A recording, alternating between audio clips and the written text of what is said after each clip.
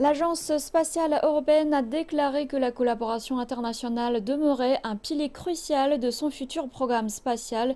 Au cours des dernières années, l'ASE a formé des relations de travail plus fortes avec l'administration spatiale nationale de la Chine dans le cadre d'efforts pluri-institutionnels afin de comprendre les merveilles de l'univers.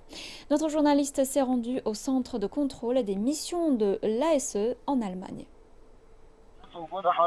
Ça a été un moment observé par des millions de personnes dans le monde. Le taïkonaute chinois Liu Boming, qui entreprenait sa première sortie spatiale après être arrivé à la station spatiale Tiangong au début du mois. Wow, c'est si beau à l'extérieur, si brillant. C'est parsemé de nuages blancs. Certains sont disposés en couches. Certains sont comme l'océan, tandis que d'autres sont comme des couches de glace. Les efforts de la Chine en direction de l'exploration extraterrestre l'ont conduite de plus en plus à une coopération avec d'autres organisations spatiales mondiales. L'Agence spatiale européenne comprend 22 pays membres qui travaillent ensemble au développement des capacités spatiales de l'Europe depuis 1975. Celle-ci affirme que ces dernières années, la collaboration avec l'administration spatiale nationale de la Chine s'est constamment accrue, les deux parties travaillant ensemble sur de nouvelles découvertes scientifiques.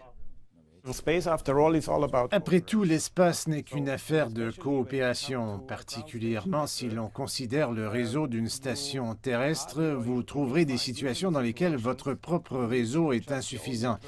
C'est alors le moment de vous tourner vers des organisations partenaires ou vers d'autres compagnies coopérantes qui sont susceptibles de vous aider avec vos besoins spéciaux de visibilité pour des situations spéciales. Depuis son centre de contrôle des missions dans la ville allemande de Darmstadt, l'Agence spatiale européenne surveille et rassemble les données des satellites en orbite autour de la Terre, y compris pour de l'imagerie terrestre, la défense planétaire et les prévisions météorologiques. Cette installation est en grande partie le cœur des missions satellites de l'ASE. C'est ici que les satellites sont contrôlés, du lancement pour la mise en orbite jusqu'à la fin de mission. Et cette installation est également utilisée pour la coopération spatiale internationale, les ingénieurs européens fournissant une aide au repérage en continu pour les missions chinoises. L'un des exemples les plus récents de l'aide au repérage transcontinental a été lors du retour depuis la Lune de la sonde spatiale chinoise Chang'e 5. Le programme Chang'e se poursuit toujours. Vous avez sans doute entendu parler de la récente mission de retour d'échantillons qui a constitué un grand succès de l'agence spatiale chinoise. Nous y étions impliqués, mais entre-temps, il y a une série de missions en préparation à cela auxquelles nous avons procuré notre assistance.